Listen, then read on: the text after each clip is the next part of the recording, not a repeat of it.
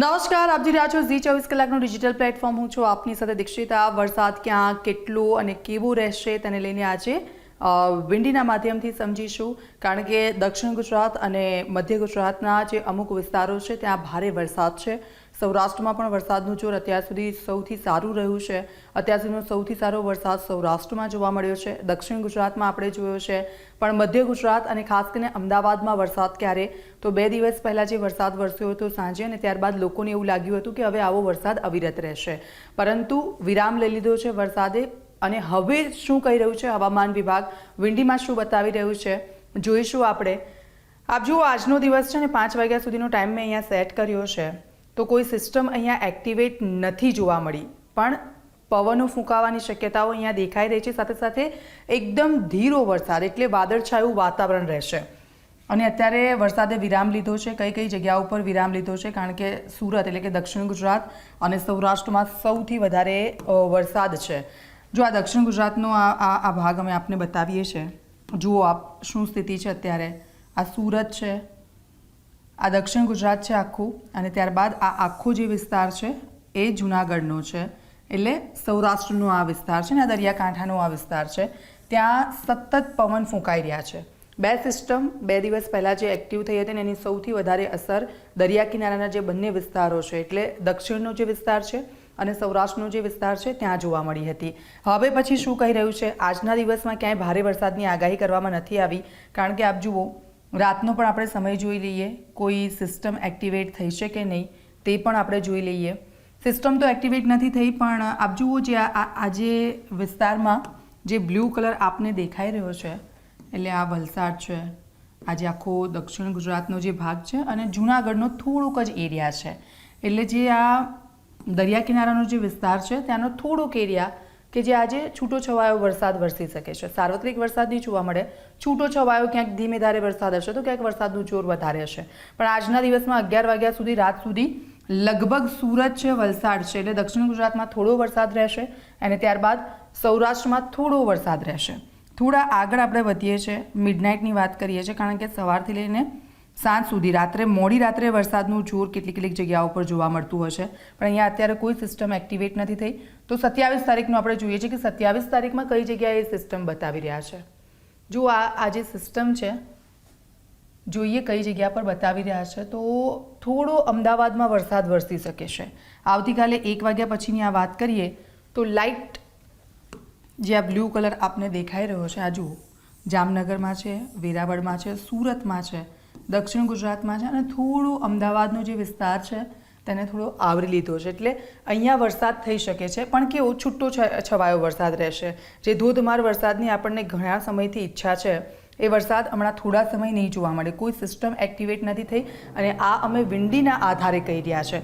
આપ જુઓ, 26 તારીખે કોઈ સિસ્ટમ એક્ટિવેટ નથી થઈ, 27 તારીખે નથી બતાવી રહ્યા, પણ 28 તારીખે હવામાન વિભાગ કંઈક કહી રહ્યું છે. આપ જુઓ, સવારે 6 વાગ્યાથી આપણે થોડું ઝૂમ કરીને જોઈશું કે કઈ જગ્યા પર કઈ સિસ્ટમ એક્ટિવેટ થઈ છે અને તેની અસર શું જોવા મળી રહી છે.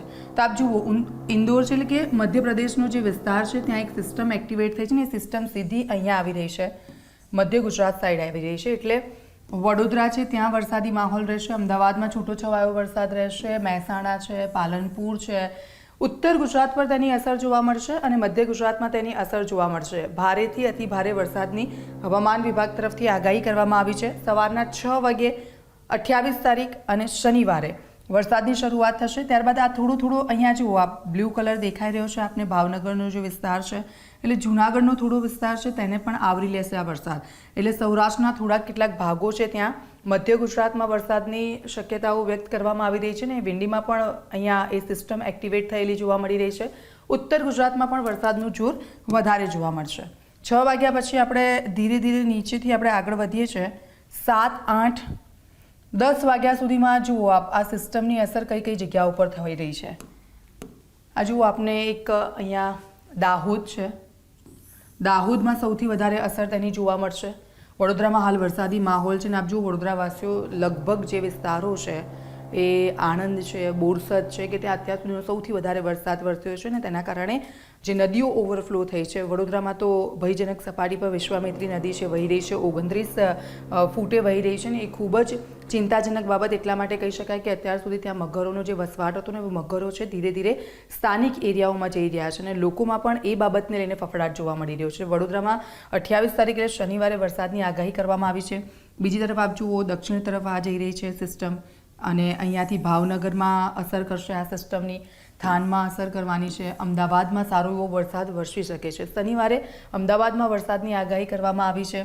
ત્યારે આ જુઓ ઉનામાં પણ વરસાદ વરસી શકે છે. જૂનાગઢમાં છૂટો છવાયો વરસાદ જોવા મળશે કારણ કે ઇન્દોર સાઇડથી જે સિસ્ટમ છે ધીરે ધીરે મધ્ય ગુજરાત તરફ આગળ વધી રહી છે. એટલે મધ્ય ગુજરાતના જે વિસ્તારો છે સાથે સાથે ઉત્તર ગુજરાત તરફ પણ તે અસર કરતી જોવા મળી રહી છે અને સૌરાષ્ટ્રના ખૂબ જ ઓછા ભાગ છે ત્યાં અસર કરતી જોવા મળી રહી છે. દક્ષિણ ગુજરાતમાં 2 દિવસ વરસાદ વિરામ લઈ શકે છે એવું વિંડીના માધ્યમથી અમે આપને કહી રહ્યા છે. થોડા આગળ વધીએ છીએ સેટરડે એટલે કે શનિવારે. જુઓ આપ ધીમે ધીમે સિસ્ટમ છે આગળ જતી રહી છે. દાહોદ પર આ સિસ્ટમ છે એ સક્રિય રહેશે અને દાહોદ છે તેની આસપાસના વિસ્તારો છે ત્યાં વરસાદ વધુ રહેશે. થોડું ઝૂમ કરીને દાહોદને જોઈશું કારણ કે જુઓ આપ દાહોદ છે, ગોધરા છે, લુણાવાડા છે, આ જે દાહોદના જે વિસ્તારો છે ત્યાં સૌથી વધારે જોર રહેવાનું છે.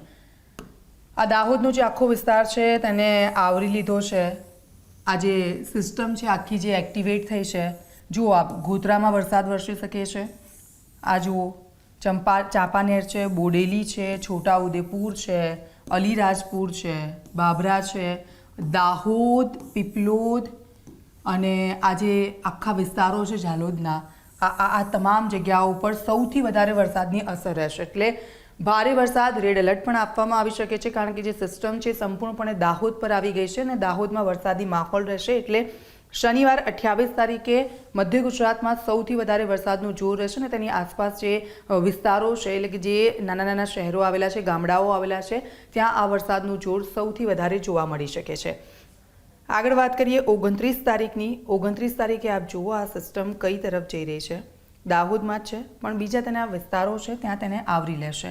એટલે આવનારા 2 દિવસ છે વરસાદે વિરામ લીધો છે અને ત્યારબાદ બીજા 2 દિવસ છે ત્યારે વરસાદનું જોર વધારે જોવા મળી શકે છે. મધ્ય ગુજરાત પર જે સિસ્ટમ ઇન્દોર સાઇડથી એક્ટિવેટ થઈ છે તે સીધી મધ્ય ગુજરાત તરફ આવે છે અને મધ્ય ગુજરાતમાં અમદાવાદ છે, ગાંધીનગર છે, ઉત્તર ગુજરાતના કેટલાક જિલ્લાઓ છે તેને આવરી લેશે આ વરસાદ.